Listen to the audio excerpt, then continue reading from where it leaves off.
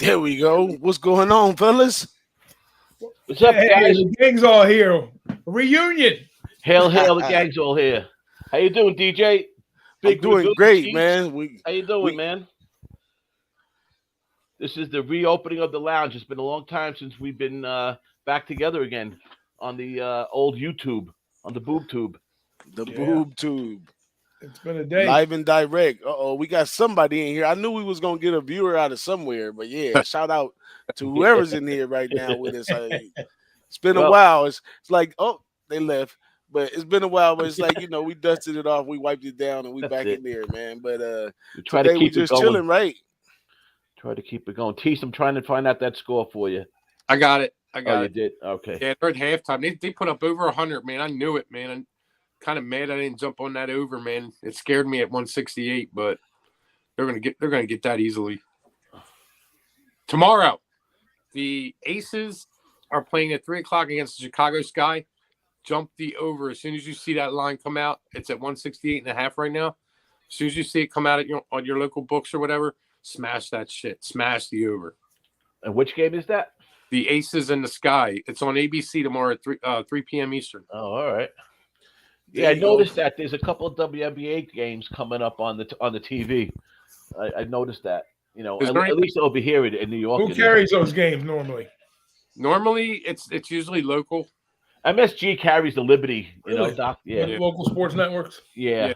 MSG does the Liberty, and then once in a while, SNY picks up a game. But yeah, New England Sportsnet. You know, games like Um, the Sportsnet channels in the local area. Yeah. Is anybody in the chat at all? There's a couple people in here. I can't see nobody in the chat. We're but gonna there's wake them up in a people couple here. minutes here. Yeah, I'm gonna go ahead and do another repost to the show, see if we can get some folks to come join us. Because this topic of discussion that we got going on, it's gonna be I got a lot to say on that, especially right here in California right now. We're going through the whole thing, getting ready to vote for legal sports gambling here in California. oh, It's okay. a I didn't big know that. thing. It's a really big thing for me. I'm all the way in tune to what's going on right now.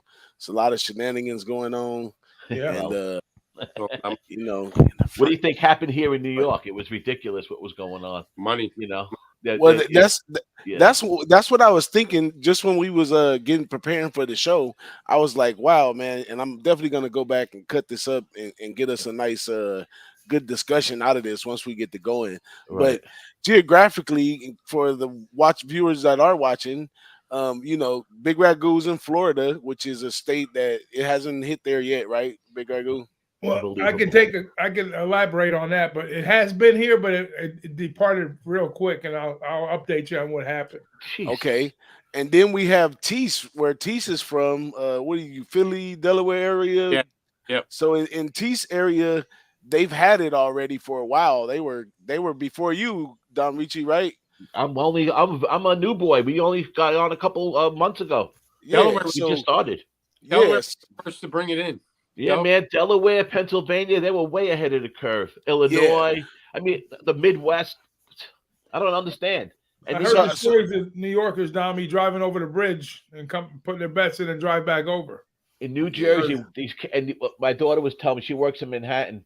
Well, at the time before COVID, she was in Manhattan, and she said the guys at work would take the train. It was only 2 stops to Jersey. On their lunch break, they take the train, go 2 stops, get out on the platform, put their bets in, and come back.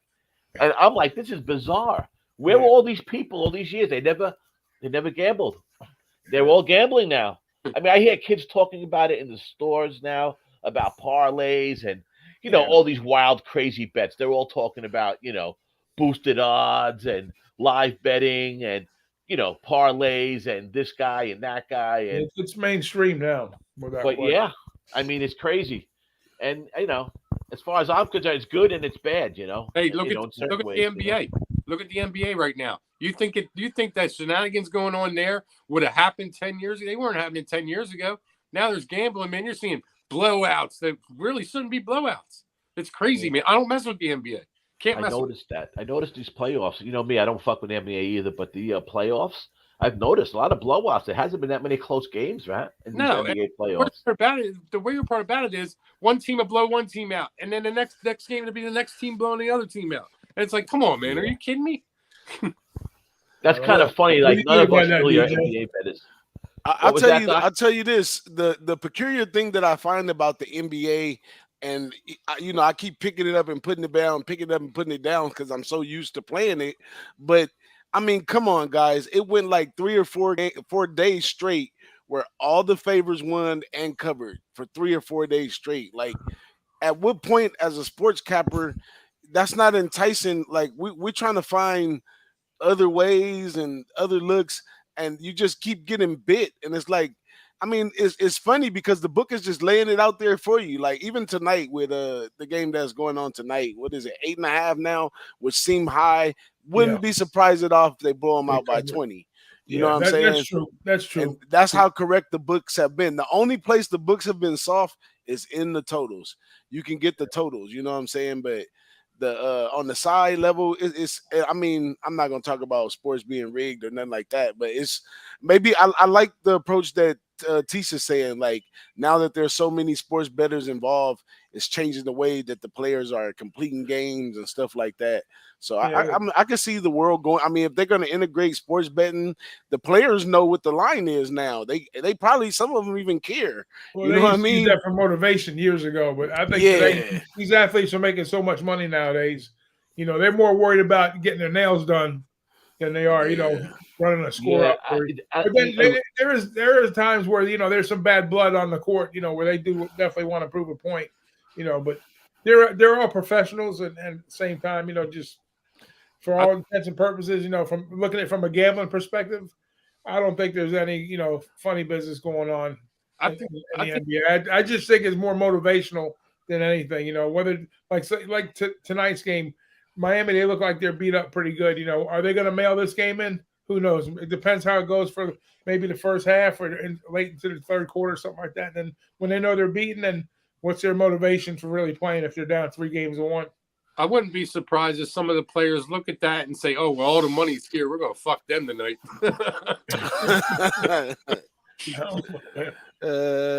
Yeah, that's crazy, man. But that's when there's so many angles nowadays. I mean, when we were talking before, a lot of this stuff was legal all over the place.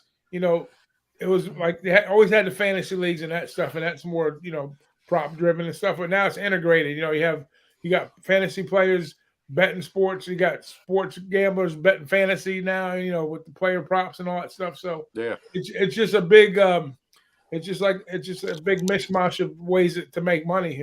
And you got guys that's all they do. They specialize in those areas. Like we got guys that we know. Oh, without a doubt. They hammer the props, the player props, the K props, whatever. And that's where they're finding their value, I guess. But don't always forget, when they started the prop business, the Super Bowl was the biggest thing going for prop bets. Everybody couldn't wait. They were clamoring to bet those Super Bowl props. Yeah. And they were the biggest sucker bets in the world, right? Because they're juiced to the hilt. And, a lot of them were like, didn't make sense, cross sports and all that stuff. But so Vegas took a page from that and just kind of went forward, and they love it. They make more money off prop bets than they do anything else. Oh, they love it. They get those $10 bets. They love them. They love those $10, $20 8-team parlays and or player props that are. If you watch the commercials, like in New York, the sports book commercials constantly, and they all talk about live betting, player props, parlays. That's what all the commercials are about. So, live betting, man. Live betting. Yep. Live betting's juice. That's just prop betting. Live betting is all it is. Yeah, that's a tough game to crack. If you're not betting pre-flop on games, first halves, quarters, whatever you're playing, everything else is a prop. I haven't had success with live betting. I can tell you that. I mean, look how fast you see a swing in the NBA. The team's down by 20. Next thing you know, you blink and they're up by 10. Are you kidding me, dude? Really? I would have to say, as far as not so much vulnerability, but as far as having opportunities to bet games in a live mode, I think the NBA is probably the best look overall. Oh yeah, I would totally agree. Game. And like you said, you can get a 20-point swing in a matter of like 5-6 minutes. If you follow it and you see it and you see that, you have to be watching the games though to stay on top. You gotta watch games, man. You can't be just like you gotta watch games. Hey, and you gotta have either direct connection or really good Wi-Fi because you can't be lagging. You can't be thinking the game is going one way. If you look at the line and think it's way totally off, make sure you already updated to where it's at because live betting it'll catch you up. Don't have no cheap. Don't be trying to bootleg the games and all that stuff, thinking you're gonna bet live.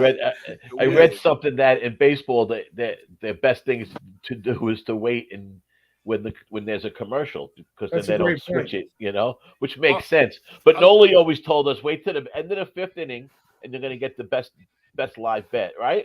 Right, DJ? You always say Two outs. Two outs in the fifth inning. Okay, there it goes. Right, 2 outs in the bottom of the right. The fifth inning. The books take the lines off during the commercials, man. I'm finding that more and more. Listen, Bet Online. I've been using Bet Online. They're slow sometimes. They screw up a little bit. I caught them, sleeping a couple times. Man. But you're right. You have to watch. If you're really gonna be a live player, you better have a bunch of books open at the same time and. Yeah, because messing with your local won't do it. Because I got a buddy that I work with who has a local, and I be trying to give him live plays, and we be right there at the same time. And he be like, "Oh man, I just can't get it. I just can't get it." My live when I was using my local, his live betting was so different, and it was which I stopped using for the first time in. Well, the first enjoyable live betting I had was when I was in a casino in Vegas a couple times back. They had the machines there, and it's like, hey, this is nothing like the locals have or what I had online. Just you didn't have like every time you went to push the button, I mean, it was gone or something else changed, or it says update, refresh. It's like you get so frustrated with it. It's like. I forgot you had Bet Online, Dom. That line I was telling you about, the Aces Sky, that's up now on Bet Online.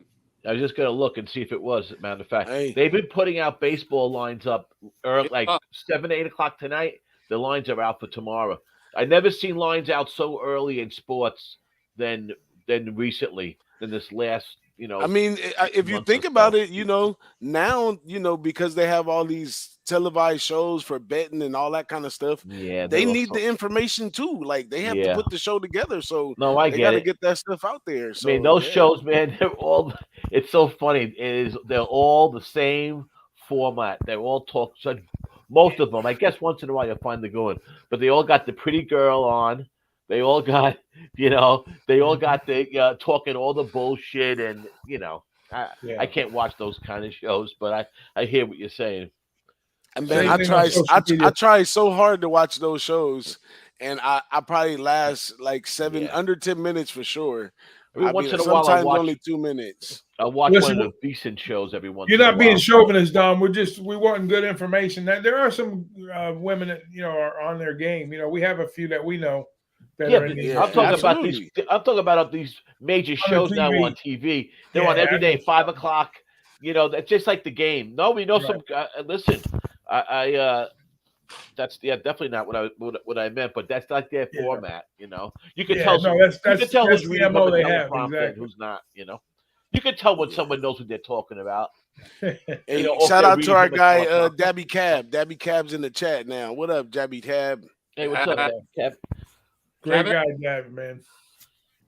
Yeah, he's one of the guys I heard that I missed over there in San Antonio. Yeah, you'll meet him one day. Yeah, for sure. So let me on camera. Let's go back to this topic right here because I'm telling you, we have a real strong background right here, and we all been sport betting for a long time, so we have a bunch of really strong opinions on what's going on, and we also have Teece, who's like proof in the pudding of how is it developing on the way, and I'm really excited about this whole thing. Especially here in Los Angeles, because tell us what's going on out there first. Tell us what's going on out in California. Okay, we can start right here in LA. Cool. Yeah. So it's gone on the ballot. So the not Los Angeles. I'm gonna say California's hang up the whole time has been the Indian casinos. That's what the Indian casinos kept pulling the court date off, because they own proprietary rights to any new gaming in California. when they, came in with Arnold Schwarzenegger, a while ago. So, but honestly, since then, they've said that they're not reporting the tax money as proposed and all these other things, to go along with it. So at the beginning, it was the card houses, which are the local little card houses that we have, versus the Indian casinos. And then the horse racing places were kind of like in between. But now the horse racing places are merged in with the Indian casinos on their ballot. And then out of nowhere came an initiative for online gaming with DraftKings and FanDuel. So all you see on TV all day is campaigns funded by the Indian casinos trying to say that DraftKings and FanDuel, they robbing states from state to state. They're not going to give you the money and blah, blah, blah, blah, blah. But you don't see, so who's backing the internet part of it is they're saying that, okay, we're going to allow internet gaming and they're going to donate a percentage to, they're going to be taxed a percentage to help with homelessness, and housing and stuff like that, which is a huge problem right here, right now. So every other political candidate on the thing, they're battling over, that, homeless crisis that's going on right here. So, they're trying to downplay that, trying to say like, oh, it's the lotto again. They're gonna come in and say they're gonna promise this stuff and not give it up. But technically, I feel like I don't care what they give is more than what they had for one. And I think truly, I mean, California, Los Angeles, prime real estate for all the states is no reason why we almost fund Vegas because we're so close. There's no reason why we shouldn't get gaming right here. It would open up a lot of opportunity for here. Yeah, so those are the two politics that's up. There's I guess the politics for them getting online gaming and donating the funds. They must don't have a great budget because they're not sending no mailers. They don't have a lot of commercials. I had to go dig all this information up.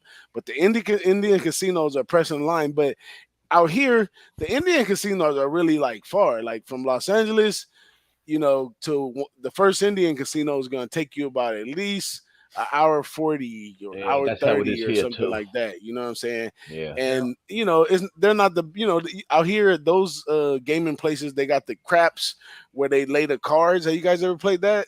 You throw the dice, whatever the dice land on, they flip the cards, and then that's what the number is. No. They have the dice like that. The hell is that, man? That's some. What is that? 3-card Monte on the corner?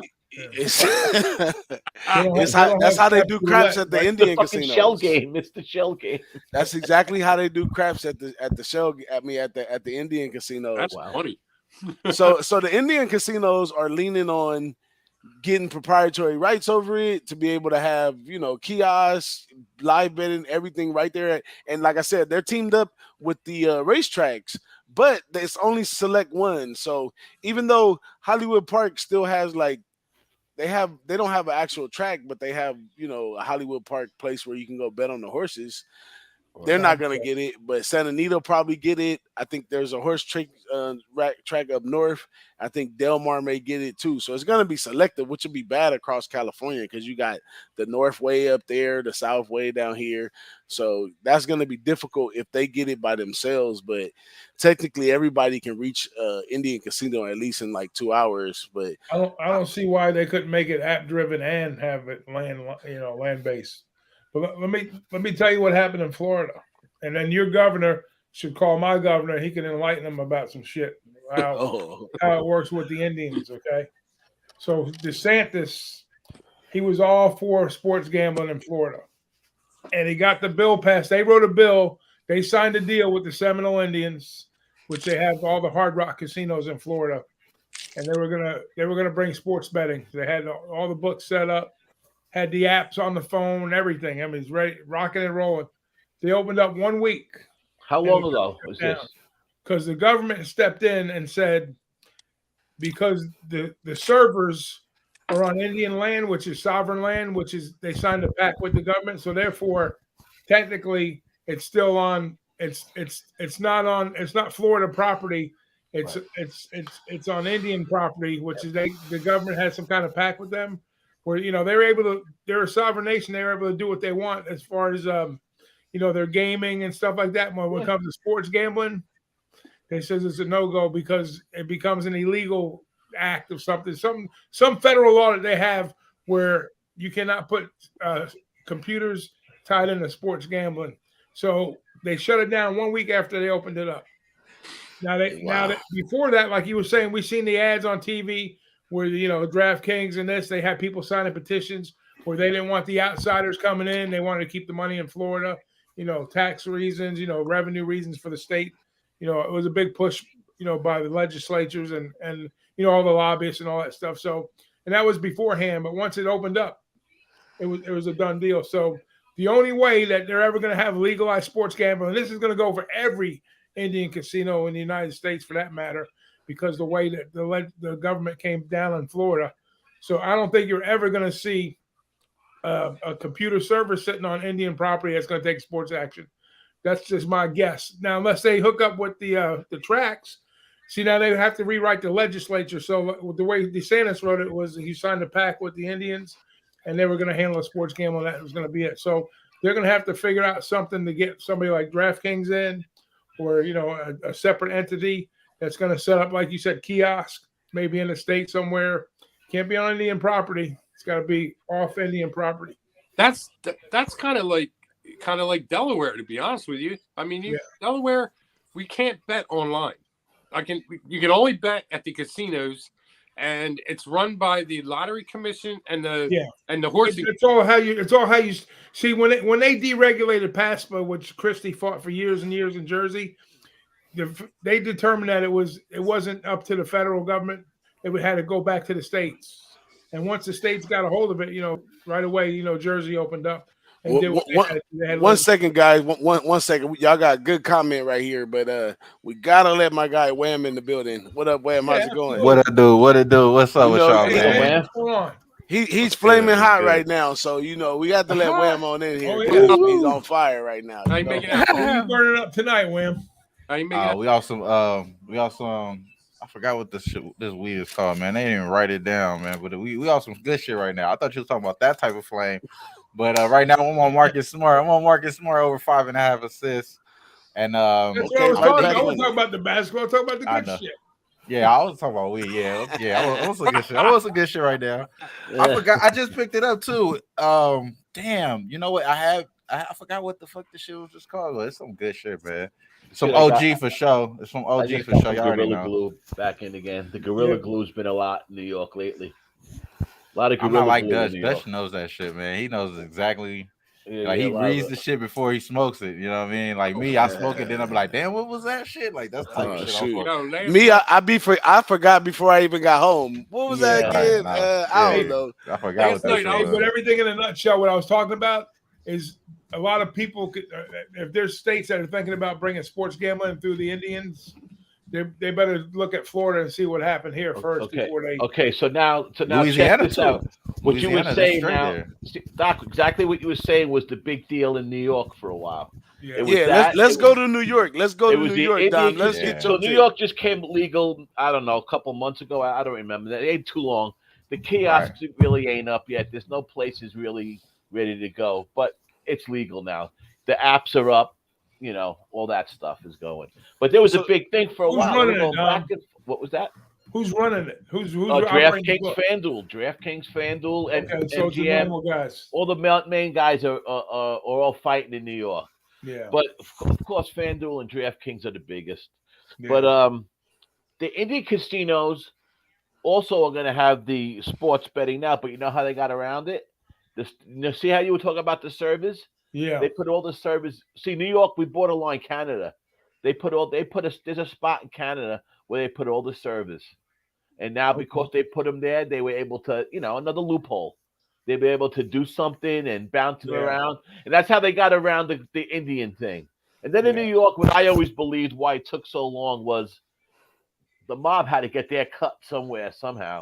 I mean, let's face it.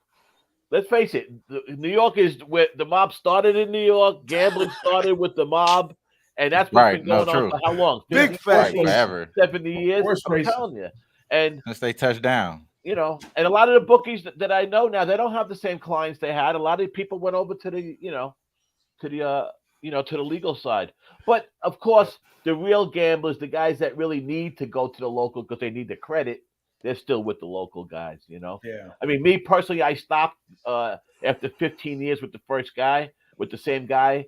I stopped in January, only over a big situation that happened, and I just said I had enough with you guys, and I ain't doing it no more. You tell me, Tyler, you pay for his fucking pool in his backyard? Yeah, well, I only paid for maybe part of the pool. My friend who passed away, since you brought it up, friend who passed away is the one who paid for his pool and his summer house, and the guy I always had to bail him out and the whole thing. We all got one of them. All right, so Bro, that's I was in Catholic school with this kid in 8th grade. Okay. Oh wow. He passes away, and 2 weeks later, the bookie goes to his wife and asks him for $8,000 that he owed him. Get out of here. And when he did that, I blew my head.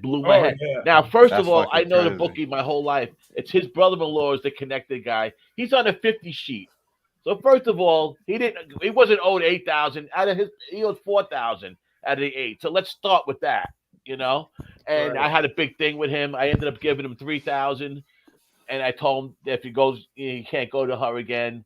And it was a whole big thing, and that's what made me stop using my local. To be honest with you, it was over that. Bad. It cost me $3,000, but I didn't care about that. Bad intentions, yeah. But how do you do that? I'm sorry to hear about your friend's loss, man. And that's a dark side of gambling, and dark side of of illegal gambling, and loan sharking, and the whole thing. So they got cut out really now. So now all these a lot of the guys that were big bookies and stuff and have, they lost a lot of clients, like I said. Now the clients that stick with them, like I said, the guys that need, credit. Yeah. So Dom, it's been going on in New York for months now, right? Yeah, a few months. Has it been a full year? No, I don't.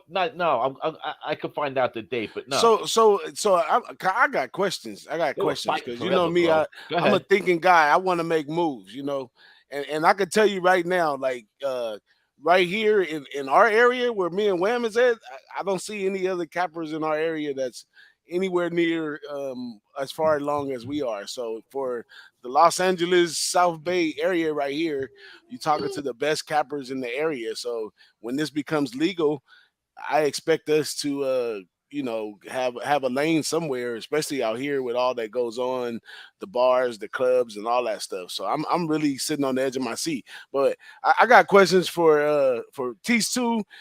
I got questions for Dom as well. But I'm gonna start with Dom. First of all, Dom. So where do you see the vision? Okay. First of all, this would be the main thing I would think for an average, typical fan who's not a gambler yet or anything like that, who sees sports betting coming to their city.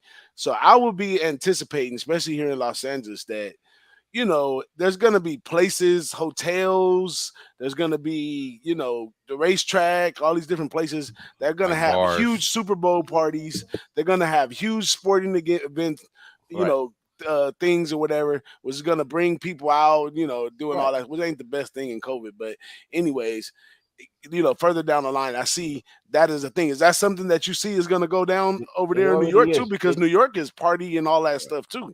DraftKings, I believe it's DraftKings, opened up a bar type club right by Madison Square Garden, like walking distance to Madison Square Garden. That's the only one I know of so far. So DraftKings are backdooring with their own bars? Yeah. They're going to be inside. No, I guess they're going to run their license through, like, say, a TGIF Fridays or a Applebee's or something. They'll probably hook up with them, right? License deal, put their kiosks in their places. And I think that's where it's going, Right. You got to watch the game at the bar and bet. I looked at the bodegas and shit. It's like when you at the deli, man. At the deli, they're going to do the same thing with the Superior Market, dog. So the legal online sports betting in New York went live on January 8th. That's when it just started. FanDuel, DraftKings, Caesars, and BetRivers are the 4 big ones. BetGM just went, and BetGM was the last one to come on board. That's what I'm reading. Yeah. Okay, so my question for Teece now is, because it's been over there where you at since 2018. So you guys had plenty of time with it. So what has been the long-term effects, the pros and the cons of legal sports betting there where you are. Well, it's actually been around longer than that because you could bet parlay cards like at the liquor store legally. Yeah. What? I forgot about the lottery that. system. Yeah. What? Yeah, they always had parlay cards down there. Come on, Callie. Come on, Callie. But since they started the single game betting, I'm sorry. What was your question again? I want to make sure I got it. So I want to know the pros and cons to it overall, and overall, how has it affected what's going on over there? Well, I've got strong opinions on this because, great. Like I was saying earlier, it's run by the Lottery Commission and the Horse Racing Commission. So, which neither know anything about sports, to be honest with you. So, first off, you have 3 casinos in Delaware. That's the only place you can place bets. Can't do it online. Can't do it anywhere else. I mean, you can do your parlay cards at the liquor store and the tobacco shops, but any single game bets have to go through the casino. Now, all these lines are from William Hill. Terrible book.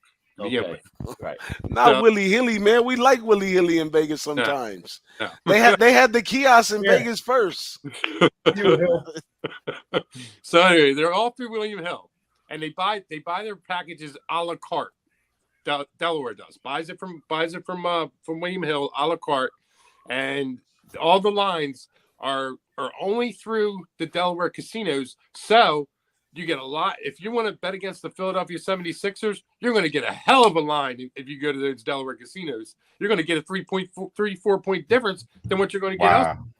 You know what I mean? All the lines are based on what's being bet in Delaware.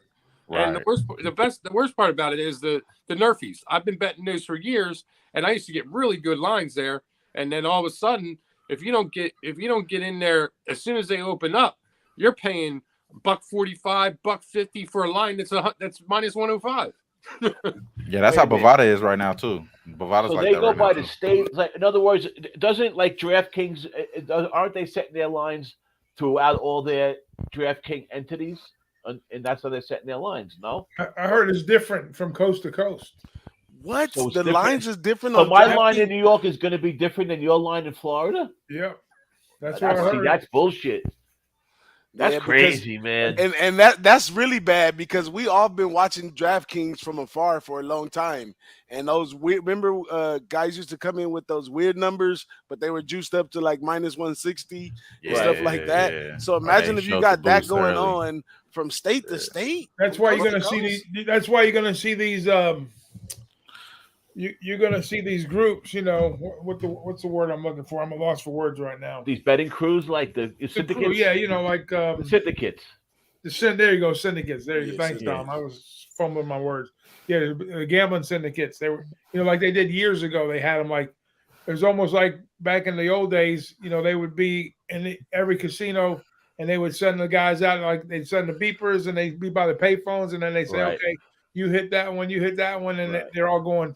Before the lines change in each market, right? Well, they used to do that in Vegas with not the cell phone, with the beepers and the payphones. They'd be in each casino, and they get the message from whoever's making the calls, and they would go make the bets before the line changed. Then once they did, depending on who was betting, just like nowadays, they would change it. But now they got wise to that over the years. Now they know.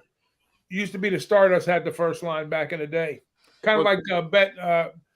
What was it? The offshore that used to put out the early line. Bet Chris, I think it was, whoever it was back in the day. Now it's Pinnacle. I think Pinnacle is a big one. Yeah, Pinnacle, yeah. The lines that, like, another thing about Delaware is, William Hill does this across the board because they're doing it in Harrah's in Philadelphia right now. But they're getting hit on a certain angle. You like to bet first quarters or first halves. They stopped that. You can't bet first quarters anymore in the NBA. Can't bet them anymore. In Delaware, you can't bet the first quarters. You can't bet the first halves. What the hell? I don't get that. I don't understand that. You can't bet first 5 run lines. Their exposure. They're probably getting hit like you said, man. Those are small books, though. See, like they're seeing certain action coming, and they're figuring, okay, we're losing X. And William Hill's notorious for doing that kind of shit. Bullshit. They'll if you bet on your apps, if you're a parlay player, do not bet it with your account with William Hill online because they'll fucking shut you out if you beat them. Wow. Flipper got shut out by them. Wow. I've heard of stories of people getting shut out for money that I can't believe, like because they won 10 grand or something that I thought was small in the picture. It's a lot for me, but in the picture of things, right? 10 grand, and they shut the guy down because he banged right him. away. Stupid. That's amazing. I mean, you're a big book. You're supposed to welcome all comers, right? Of course. As a gambler, over the hall, parlay bets are supposed to be sucker bets, right? So if you're a parlay player, I'm not picking on Teece or myself. I used to play a lot of parlays, but I'm just saying though, over the long term, the parlays, that's a moneymaker. It's another prop bet, right? So they should welcome that type of business.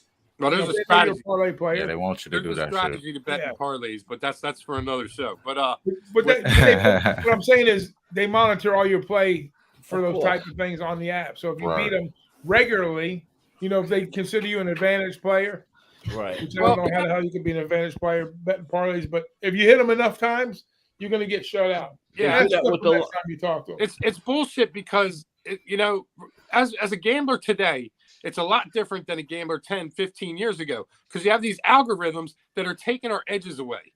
You know what I mean? That's true. Like you might have an edge. And they're taking it away with these algorithms, these sharp-ass lines and this and that. And, I mean, it's becoming harder to be a gambler. Well, they used to get beat with stale lines. Yeah, it's becoming hard to be a gambler on a full game because everything is so sharp and the algorithms have everything down to a friggin' science. And the more people that are betting, right, aren't the lines changing more? The more one thing is different. If you beat them, they'll still shut you out. Yeah. So just like if you're at the card table and you're playing blackjack, and they'll say, "Hey, we don't want your business anymore." Right. You got to get up and leave, otherwise they'll put you under trespass. I look for my angles. And then if you're going to take my angles away from me, dude, no, man, that ain't right. You're taking my money if I lose. That's why you got to have multiple outs. Yeah. But when you're in Delaware or like, for real, I'm in New York now. That's your week. 5 casinos that are going to be up and running in that market, right? Right. So he'll have 5 outs plus a local. He'll have maybe like 6 outs. You got 1 out in Delaware, right? Yep. So, just like me in Florida, I got a couple here, but I handle things a little bit different here. But I live 3 miles from the Pennsylvania line, so I can drive 2 minutes and be in Pennsylvania. All right, what are you worried about then? What's that? What are you worried about then? I'm not worried about it at all. I haven't been to Delaware Park in 3 years. Well, how many books they have in Pennsylvania? I've got FanDuel that I use. I use DraftKings, Barstool. Oh, you're fucking golden, man. Yeah, FanDuel's got me spoiled, man. Look, it's like that hooker that does making deposits tonight and then bang them out tomorrow. Don't worry about it. Yeah. Now, Wham, I want to get your California opinion. Maybe you know some information I ain't came across yet about how you feel with what's going on right here. So, as a Laker fan, I gotta acknowledge that we just signed head coach Darvin Ham for the Lakers. So I gotta mention that and speak on that. I tweeted it out. That's what I'm gonna say. I'm gonna speak on first. And honestly, bro, I'm just happy that we get somebody that's young, that's kind of ambitious, that may be able to make mistakes. You know what I'm saying? That you're gonna be able to have to lock in on. So hopefully it's not one of those things that he's fired early because of some bullshit, which can all easily happen. But I hope they take this serious, and you know what I mean. And he becomes a great, successful coach in the future. Something like you see Ime Udoka, who's possibly going to win tonight. So, So as far as what you're saying, you're talking about. So just to get you correct, boss, what you're asking about is about the what's going on right now. As far as like what's the future holds for everything, right? That's what you're asking. Legalized sports betting right here. How you feel about that? So it's going to be similar to the same. And I think I heard you say earlier before I hopped on, like about like the ads that they were trying to push, saying that some of the things, the money going to be funny, basically. I feel like that ad wasn't really directed towards a certain demographic. It was mostly to people that will be out there voting, a certain age bracket. The people that care about voting for this here is people like us and people that don't give a damn. You know what I mean? Like people that don't care about this subject right here. So I think that you will see more of a lean towards it getting approved. I think people are kind of scared right now, thinking it's not going to get approved because of some of those little ads that they was running. But I think them ads is weak, man. Them ads the is tax weak. revenue is undeniable, man. It's no question it's going to happen. A state like New Jersey getting taken in billions should show the whole country that you got to run it. If they federally legalize the damn thing and then stop leaving everything up to the states like they always do, like the same thing they're doing with the weed, and they're making it too expensive. It's crap in the store. It's ridiculous what's going on. And now the stores are opening up here too, finally in New York. That's another thing. We didn't have the legal weed here. I mean, that's y'all on speed out there, Dom. Y'all got betting and weed at the same time. Oh my God! You guys got legal weed. We never needed it in New York, man. It hasn't changed anything. We never needed it in New York, man. We don't need it legalized here, brother. Right. We don't go around the street smoking our whole lives. Hey, same thing here though. It has its pros and cons. The same thing. But it's ridiculous that states like New York, California, Florida, huge betting states. I mean, Florida and New York. Come on, man. How could it not be legal betting? It's three biggest states in the country. Absurd. Yeah, we can have clubs open to 4 a.m. with drinks and all this kind of stuff, but we can't go make a bet. But these ads that they put in are dry as hell. They talking about so every electronic device is going to become a gambling device. Your tablets, your cell phone. I'm like, really? And they show people making a bet. Some old lady making a bet on her tablet, $50 for that one. It was retarded, man. Big Boss. Josh in the chat made a comment. Caesars with William Hill. Yeah, William Hill bought that shit last year or the year before last. And they've been running it down. That's why I was talking about Harris is crap. Oh yeah, Caesars is. We don't got nobody in here from Vegas, huh? But Caesars is making moves too, man. And Willie Hilly's getting pushed around in Vegas a little bit because MGM is. William Hill. They bought out Cantor Gaming, which I loved Cantor Gaming when they were out there in Nevada. That was an English.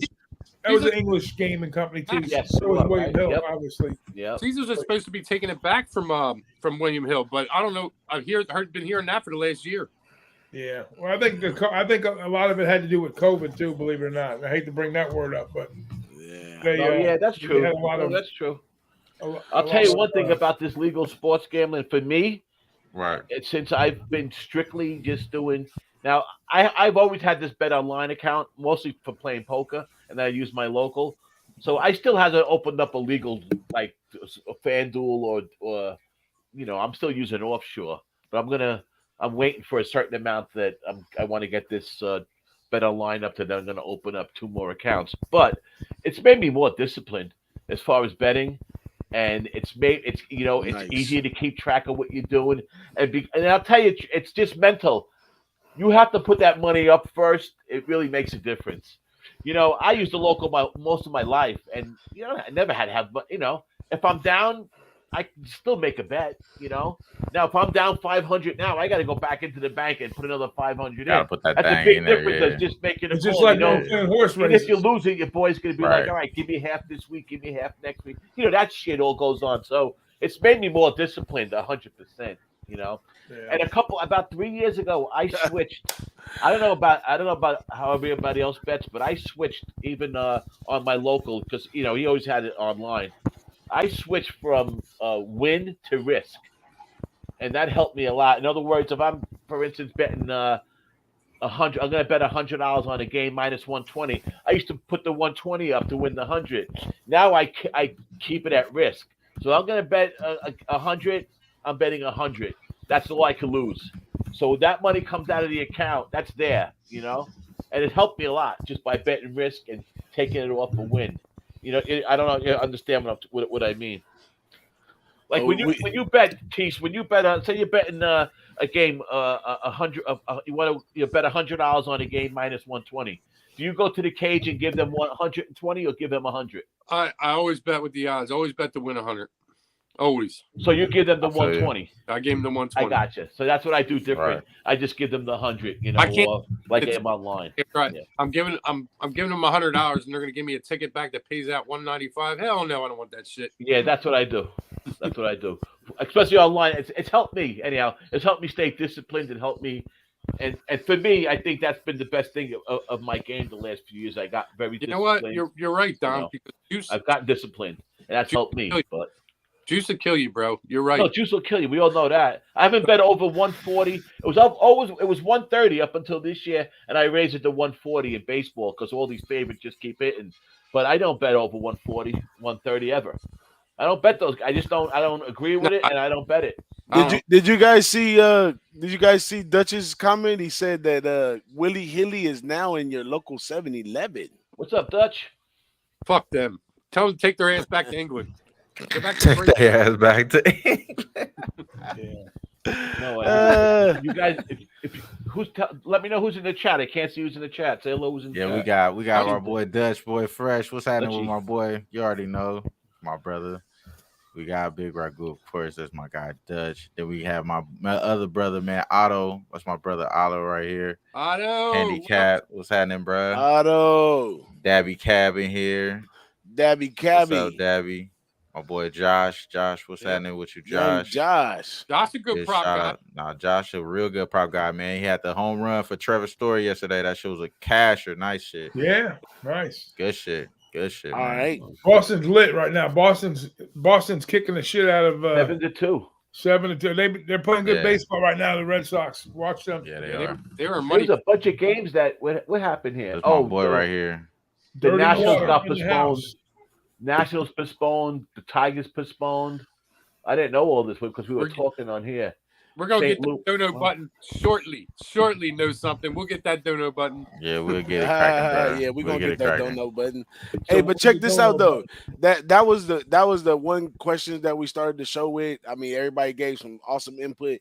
I'm definitely gonna be cutting that up to put it back out and tag these Indian casinos and all this stuff because I'm on the move right here, man. I'm bringing all my cappers with me, man. So if y'all got to catch a flight out to LA for something we got going on out here, y'all know y'all gonna be on the first of my list to get out here and do some things. But we you know, LA is a place of big things, and you know, I've been in this thing for a long time, and I'm definitely trying to swing one out of the park and bring it home for all of us, you know, because we actually all put in the work in the past 5-6 years. Yeah. We've been connected from coast to coast. We went through sport. We went through a pandemic, you know what I'm saying? And we still right here. We still got knowledge. Went through company. Went through about 4 companies. We went through 4 or 5 companies.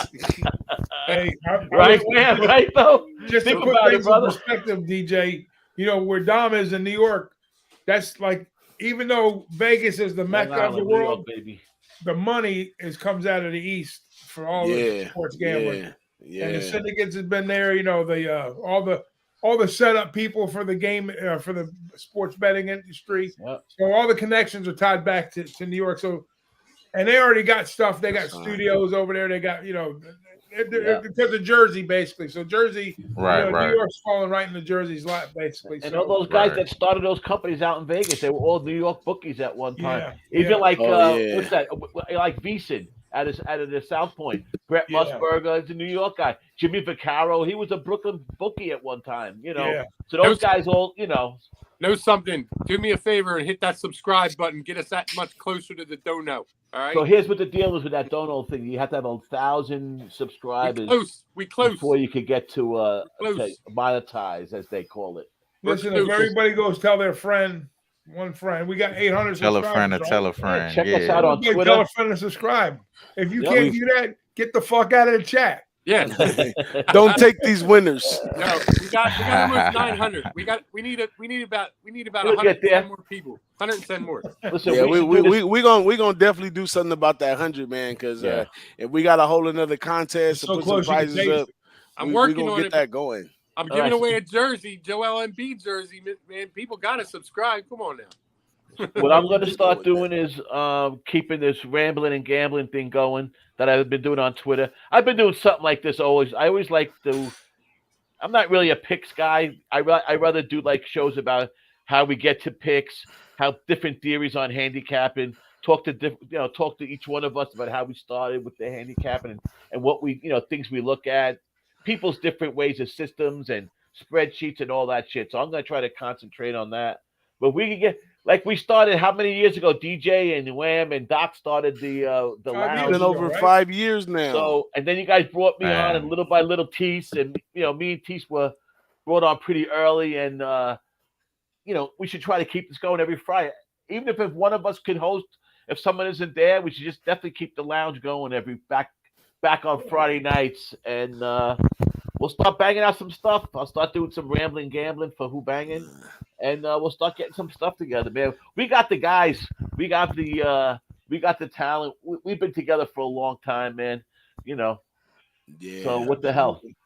And we did have an alternate topic too. I know we did our, like I said, I'm gonna cut that up, but we did our legal sports betting thing. But we did have an alternate topic. Dom, you want to run the alternate topic real quick? What about sports betting? About how we the outlooks in sports betting? How we attack handicap and a few different like what are a few different what are 2 or 3 different things that you do religiously as like rules of handicapping a game, or like what's like your mindset about breaking down an NBA game? Not like how you break it all down, but a couple things you always look for, a couple things that your general outline. Yeah, it has to be within the realm of your handicapping, whatever you're into. Right. Basketball, baseball, football, hockey. So how do you do that, Graham, with NBA? Specific sport or just general, whatever you like to handicap? Yeah, well, both. I mean, the handicapping in general. Like, for instance, I feel like keeping records is a very important thing. For instance, in any handicapping, right? Discipline. Knowing what you're betting. Not betting over your head. That kind of thing. Those are kind of general rules. But let's just say for NBA, Wham, what kind of few things do you look at when you start breaking down the game? I mean, it's like Ragoo said, it's a ton of things that you think about in the NBA game, and it's constantly things because you never know who's playing, you never know who's got COVID now. You know what I mean? Right. There's a lot of things going on into capping the game, but I'll make it a little bit simpler. Like, how do I get to the no runs first inning? So I'll have to look at the actual full game spread to see if it's a low score, right? And then I look at as far as like what the career matchup is within the first five, 6 batters. If I get to 6 batters, it's gonna be a home run, or it's gonna be a run. So I don't try to look that far down, but the first 6 in rotation, I try to look at what the career numbers against the pitcher that they're going up against and what they have been doing lately, and are they a stud or not, and what the price is. Sometimes the price is based off of it being like at Colorado, and it'd be a high elevation. Some of those games still go under because the pitchers over there in Colorado play really well. There's all different type of way I try to cap a game, but for the most part, I look at a few different things, and then I see, okay, this is a candidate. Say for instance, it's a lot of games that we have to choose from, and that alone, bro, I gotta short some of these things out, so I don't try to take like a 11 spread game, no runs first inning, something like that, because obviously it's a lot of volatility in that game. But yeah, that's kind of like something I go look at.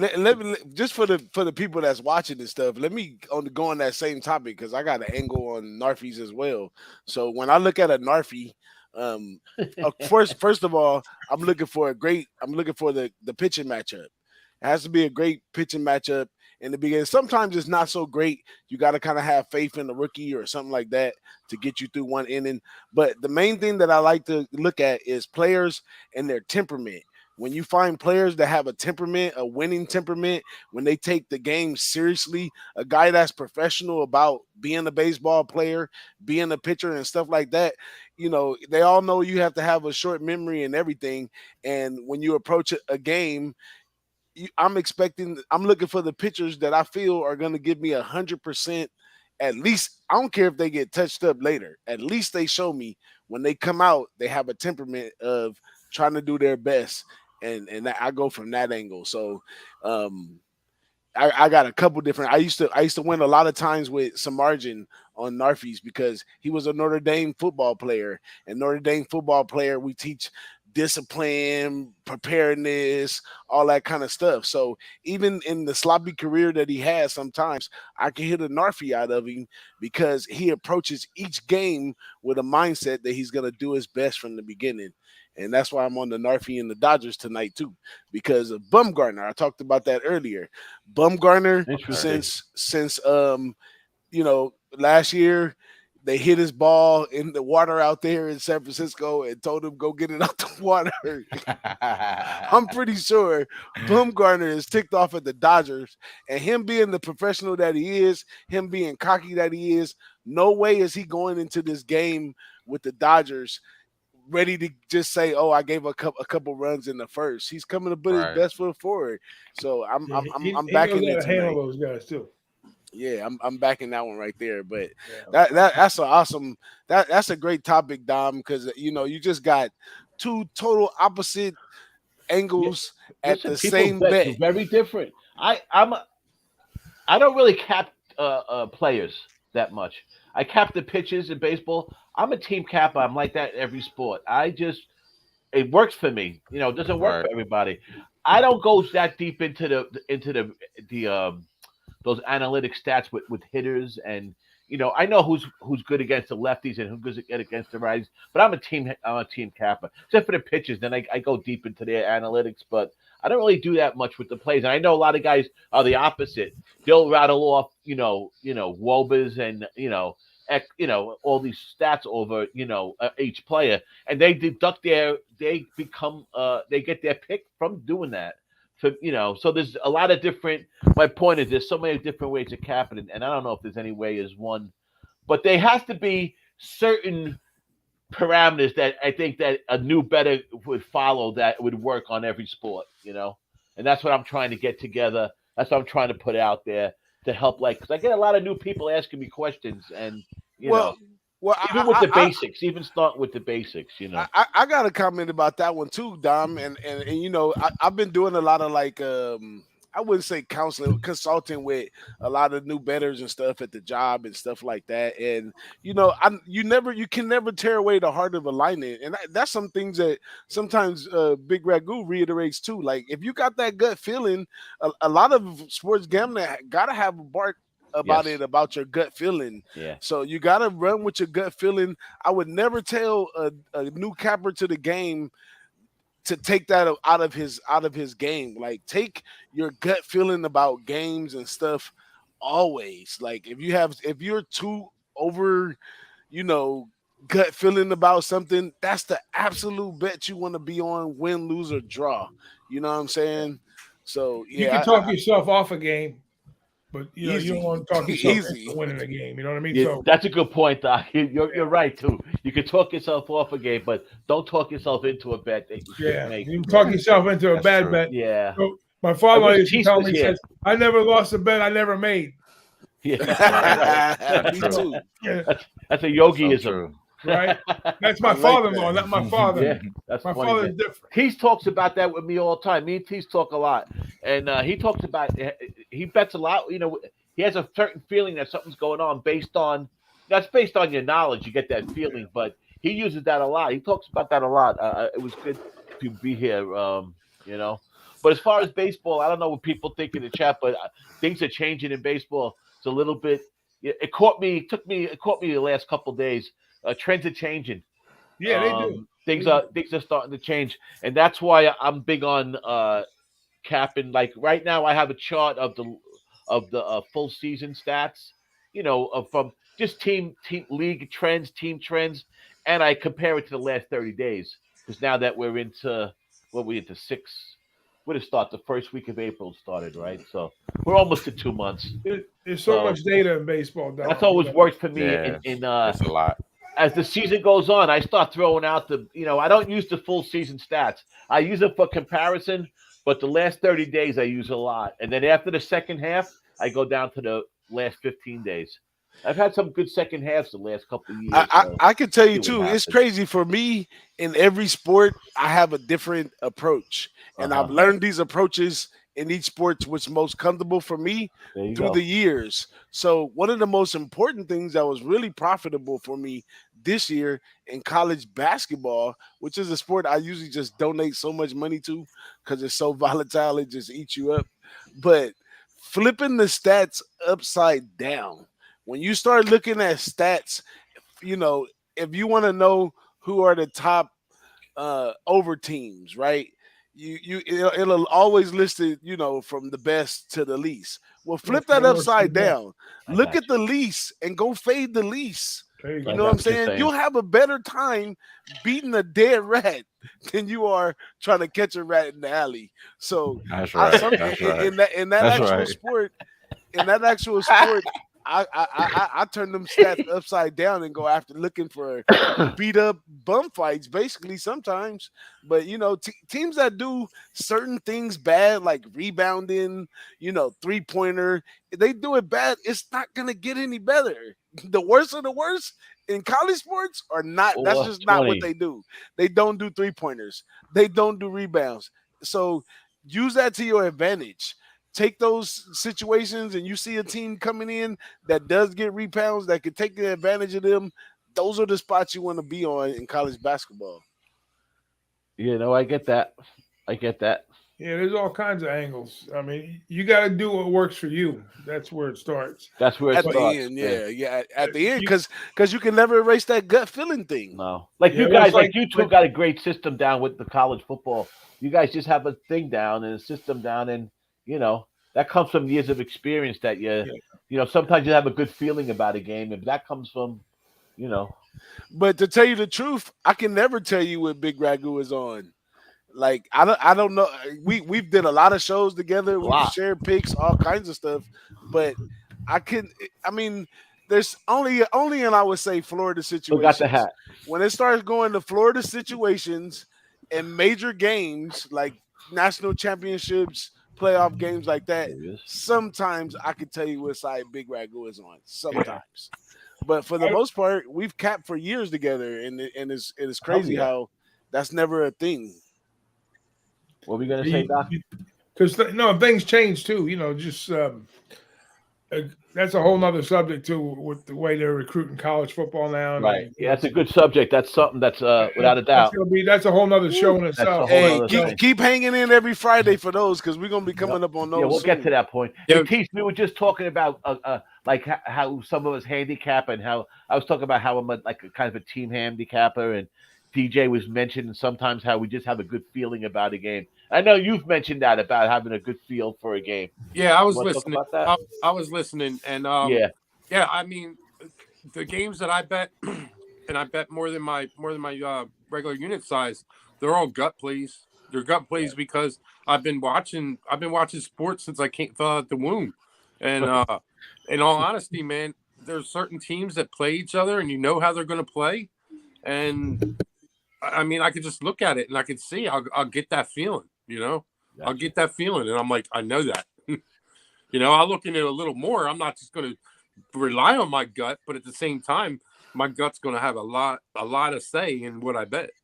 What do you think the toughest game to handicap? Not talking sport now. I'm talking like whether it be football, basketball, baseball. What's the toughest game to break down? I don't know if I'm wording it the right way. All right, so I'll just come out and say it.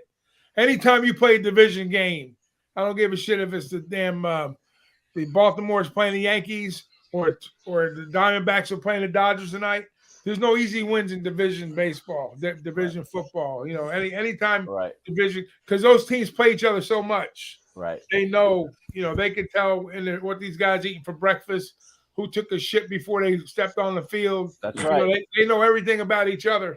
Now, whether they execute to that, to their best of their ability, that's another story. But as far as game preparation, coaching, all that good stuff, there's a lot of familiarity. And then that's what I like to look at a lot of times. Then I like to spot play a lot too. Like last night I was on the Blue Jays going up against Ohtani. You knew that game was going to be a little bit overvalued for the Angels.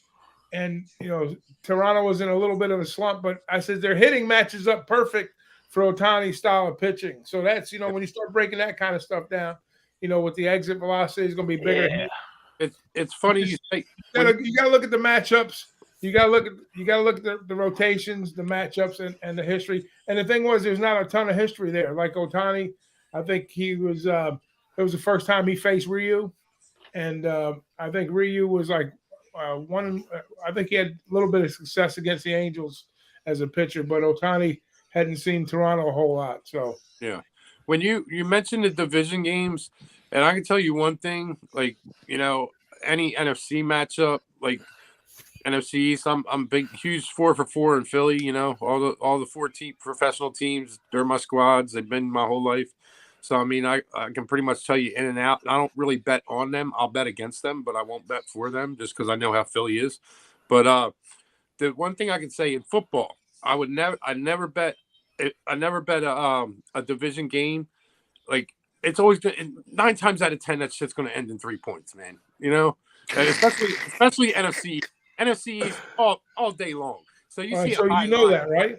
Twice, you know. That's one thing that you have mentally burned into your brain. Says, hey, when the Eagles This are playing happened so many times. it's going to be a 3-point game, or when the Eagles play the Redskins or something like that. Yeah. So you're already expecting that value. So in other words, if an 8 jumped on the screen and you say, oh man, it should be 3, it's 8. Am I taking a dog in that instance, or are you just going to say, forget it? I don't want to get involved. I mean, it also depends on, you know, you got to look at how that team is that year. You got a stacked Eagles team going against the Washington Redskins team, like 2004, we'll say. Come on, man. You're gonna take a second look. You know that game's not ending in 3.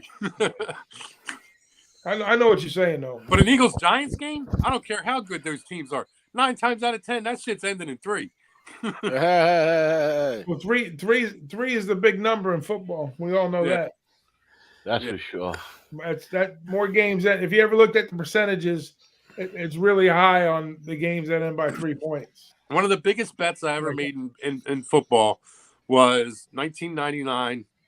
I was down the beach, had a newborn, and I woke up in the middle of the night screaming, "We win! We won! We won!"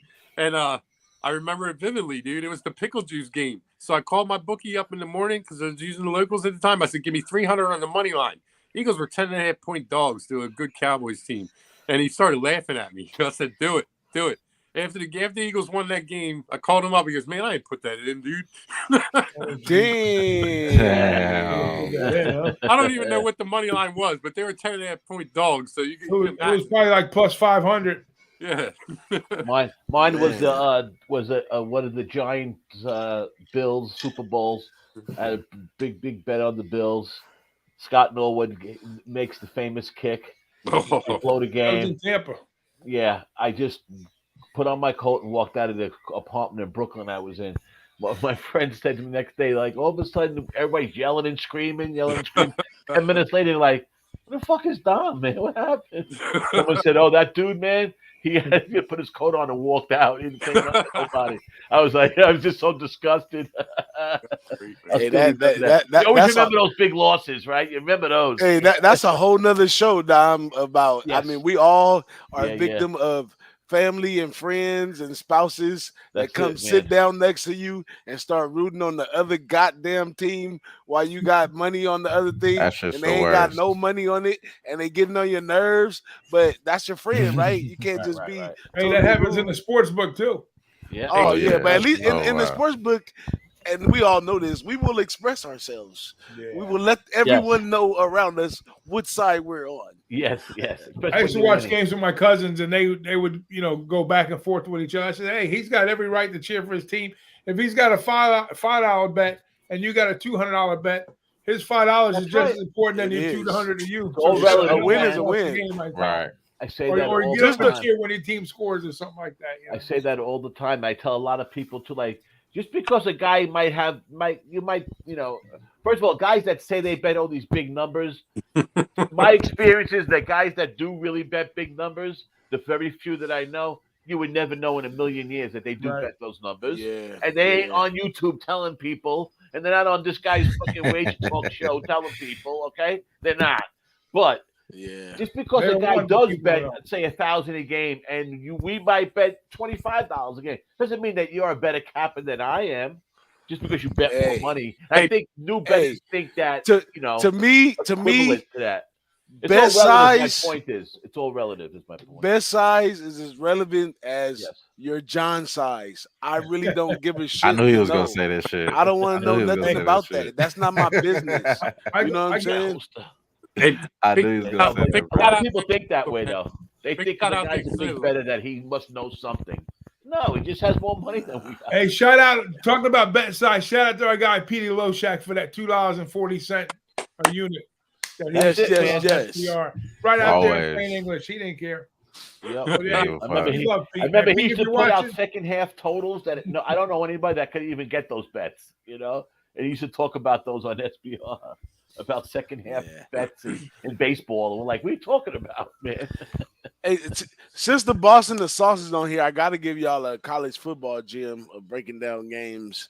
And we talk about this in a lot of our previews and stuff. But one of the biggest things in college football is absolutely coaching. Coaching and how long those guys been together is a big deal of what's got going on, And there's a lot of biases in college football as well. I wouldn't, out of all sports, I wouldn't take injury very far in college football because for sure there's a guy, third string, second string, ready to get in the game and make an impact. So those are just a couple for college football. But tune in to the Boston the Sauce when the football season come back around. If you want to get these gems, like teams that are very that lost a lot of seeds the year before, they have a lot of juniors and freshmen coming up, right? Oh, that's huge for me. That's huge, right, for you guys? How many seniors on the team for me is huge for. I mean, I've even studied some stuff before that was saying like a freshman player in the middle of the season, you can expect them to drop because senior players and other players, they know how to pack. They know how to balance their studies. They know how to travel. They know what to take, what not to take. Whereas a freshman kid coming in there, he might have been going for 1,000 yards every game, but 6 games into the season, he's behind on his grades. He forgot his toothbrush, all types of different stuff. So how many seniors is coming back? Too many cheerleaders means a lot. But I'm gonna tell you the adverse side of that too, especially in today's market where you can leave after 2 years. Why are you a senior still playing football? Either you wasn't good enough, you took a long time to come out. So a lot of these senior players, even though you may see, it's 9 seniors on there, but they were losing teams last year. Do you think because it's 10 seniors this year, it's going to make it any better for them? Well, no. You don't think sometimes it's like, some guys develop a little bit, takes them a little bit longer to develop. They do, but if you stink, you stink. In general, I understand what you're saying. No, I get what you're saying. That makes sense. What you mean? What you're saying. Well, every now and then, play for those guys mainly, and that's why they're doing that because they get promised the moon and the stars, and then they get there, then they bench for 2 years or whatever. But they got to know that going in, and it's not fair to them on the recruiting side when they get recruited. Just like that, I've heard those stories in college. I've personally known too. With a kid that played at Florida, he was an all-star quarterback, broke every high school record locally here, and then he went up to play for University of Florida, and he would have started. He committed to Texas and would have started in South Carolina, but he decided to play behind Tim Tebow, and then he got shafted. But, wow. Hey, I don't even bother following California athletes because we got the biggest return rate out of all the states in America. So a lot of these guys are top high school players and stuff, and just can't behave themselves or keep up, being away from mama and daddy. So once they go, let them develop a while before I even say, oh, that's a California kid. He might be good. Nah, a lot of them are right on their way back. Kids. I hear about more Long Island kids playing baseball than I do football. You don't hear too many that come out and play that are big names in football as you do in baseball. You always hear a couple of you'll play the Cape Cod League in the summer up there too. Yep. Yeah, without it's too damn cold, Dom. It's too damn cold. They'd rather be inside doing something constructive than. But the way it is today, man, there's all these facilities around here now, man. These kids are practicing all year round. They got coaches. These guys are bringing their kids to coaches at 10 years old, and it's a whole different ball game, man. Too. It's a whole big business. It's a whole different ball game, Before we go, Teece. Tell us, because you're the newest one coming on with something, so it's on you, baby. You're going to start doing WNBA. You're going to start doing a live show, aren't you? Yeah, I'm really mad because I wanted to take the over in that damn Indiana Fever game. He scored 196 points, man. I'm so crazy as hell. Those WNBA numbers are starting to go up there a little bit. Starting to score some more points. Yeah, Tuesday. So talk to us about what you're doing, man. Tuesday, I'm going to start a live WNBA show. There's nothing out on the market like on YouTube right now. You know, and after NBA season wraps up, I know of a couple people that will be doing a live show for WNBA, but I want to step through the door first. So yeah, good idea. You're knowledgeable about it. You got a good, you got a good little basic following already for it. So I like it, man. I like it. I noticed you've been concentrating more on that than on baseball. Yeah, and I love that, man. I love that discipline, man. Yeah, I mean, I did it with hockey this year. When I started off hot on baseball, and I just let the hockey go. I bet like some futures for the rounds of hockey. I didn't because I didn't want to waste the time, like you were saying. I felt like I wasn't. You don't have to win at everything, right? You don't have to cap everything. So well, I stopped when I made the commitment that when WNBA started, I was just going to cap that. I was going to keep everything else out of my head and just count. Basically focus on that. And That's I started good, out like crazy, man. Like crazy. Hey, listen, the peaks and valleys. We all do that, right? Yeah, yeah. I mean, my record is just disgusting. Like when it comes, I mean, disgustingly good. Like when it comes to WNBA this season, this last couple of weeks, I've kind of went like 500 because DJ was telling me, man, I got other shit in my head, and he told me I got to get it out. I got to. I think I told you the same thing, didn't I? Yeah, worry about you and worry about what you're doing, man. Everything else will follow. That's all. Yeah, well, I mean, he's right. When it comes to handicapping, man, you can't have any outside influences. No, man. A person that pressure. Not many people could take that pressure. A person that really, really drilled this into my head when we were in San Antonio. Our guy Topset from the Low Bag Show. He drilled into my head positivity, man, positivity. Because I had a girlfriend, man, she was just negative and negative and negative, and that negativity seeps into you, man, and it affects you. Drags you down, brother. Now that's a whole nother show. Mental clarity is rule number one. Man. We talked about bankroll management's rule number one. Beyond bankroll management, mental clarity, what's between the ears is what matters the most. Yes, sir. Yes, sir. Without a doubt. Without a doubt. Hey, listen, these are all the things that we learned over the years, and this was all because we're better captains for it, right?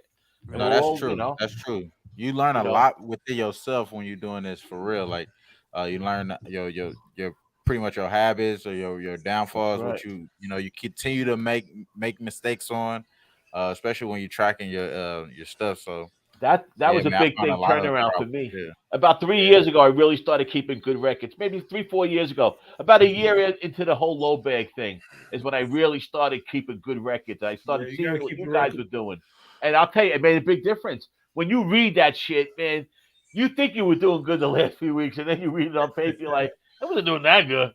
Yeah. I tell you, I go through my little log sometimes, but I've learned from a lot of cappers and through the years, and I was telling Teece earlier that too, like, if there's a bet and I look at the bet, you got to go back and analyze these bet. If you look at the bet after you analyze it and say, would I take that same bet again if it was presented from my capping? And if the answer is yes, I'm fine with the loss. I don't care if I lost by 20 or whatever. Yeah. But if my capping was there and I say, you give me that same situation, same look, I'm gonna take it the same way every time. And that's all that matters to me. Baby. Yeah. It hurts you even more, right? This is we probably all felt a victim this. I'm gonna take it NFL wise, right? And remember in professional football, the games are played like 5-6 days apart. You make a play, you're confident in the play, you think you've looked at every angle, you got an edge, blah, blah, blah. The game happens, and somehow you didn't know it was going to be snowing, or you didn't know that, so-and-so wasn't playing, right. Or you didn't know. So how did I look over that? And then when you reevaluate that at the end, you're looking at it and you're like, nah, I wouldn't make the same play. If I would have known what I know now, right. I wouldn't have made the same play. Well, right. You wasn't finished capping the game, because if you finished capping the game, you wouldn't have left that out. So in college football, for because that's my favorite one, I got a whole little checklist sheet and everything, because I try not to overlook any small detail that needs to be known, because sometimes at the end that small detail becomes a huge difference in the game. So if I can eat my bet, I'm great. You know what I'm saying? And I'm always looking for an edge. I guess I haven't grown to the level. Well, I do pay attention now. Like I could tell you if I went 1-8 or 8-1 or anything like that. But I try to, because we play every day. So if we stop and analyze, we analyze all the time. It's been times where, you're really psyching yourself out because you're like, oh, I'm so far down. I got to come back. Let me try to take a minus 140. And that shit don't work. You know what I'm saying? So I don't try to put myself in those situations. I analyze these bet at the end. If I would have took it anyway, same way, great. If not, I need to step my game up a little bit. As a professional gambler, man, and been a professional gambler for the last 8 years, I learned. What's up, Nikki? I learned to hey, what up, Nick? Not let losses affect me, man, because losses can really get you, and then they start in your capping. So that game ends, I got to turn the page, man. No matter how much money I lost, there's nothing I'm going to do that's going to be able to bring it back. That's right. So turn the page and move on to the next one. Because if you let it affect you, you're not going to win again for a while. No. It's just like doing your job. Yeah.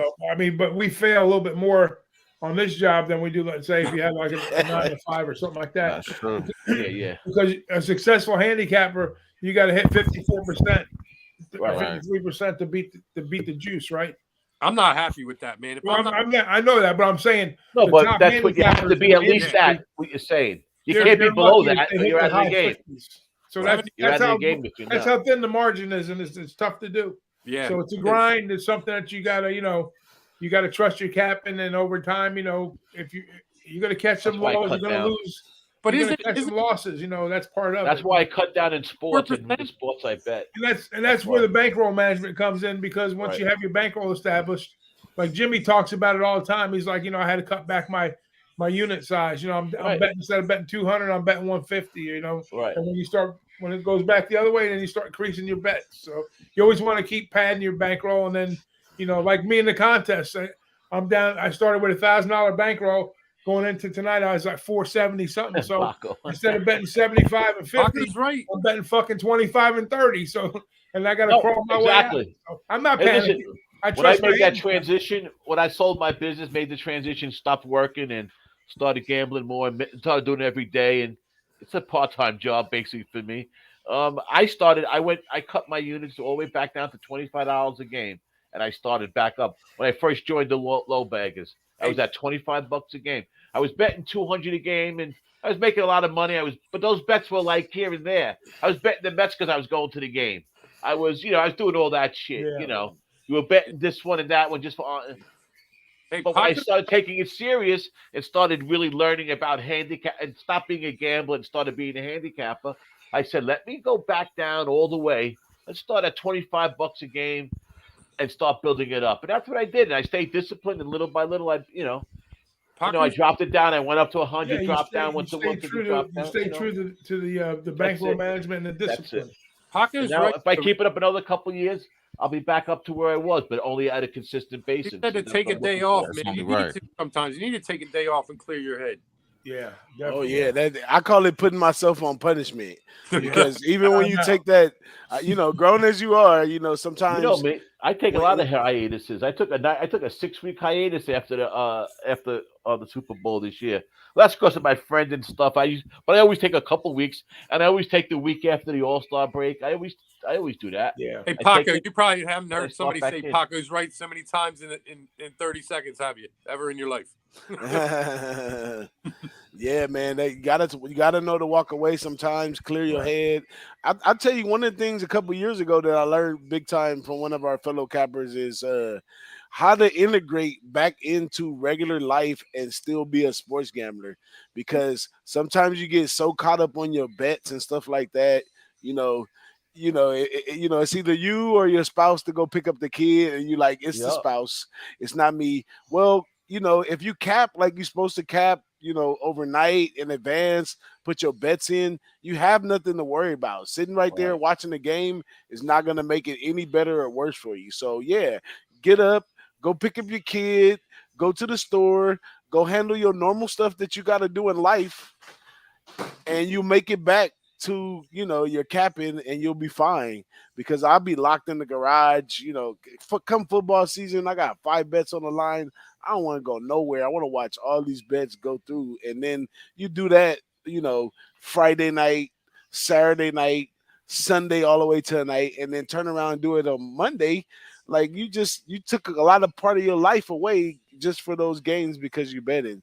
So that was one of the. We talked about something. I'll be short about this.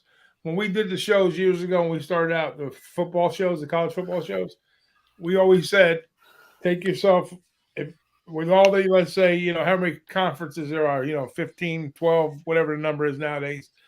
Pick yourself a conference and get good at that one conference. Mm-hmm. And when you get comfortable in your skin with that conference, then expand it too. It's just, and you can use that for time management perspective too. So if you don't have time to cap all the games, pick yourself a division and cap that division. And then you can get a little bit balanced in your life if you're not going to do it professionally. If you're doing recreational, have fun with it. That's what it's supposed to be for. Now, if you want to get serious and try to make a stab at it, then you got to commit to the process. Yeah. But that's good stuff, man. I guess we got to get these people off of here. All right, baby.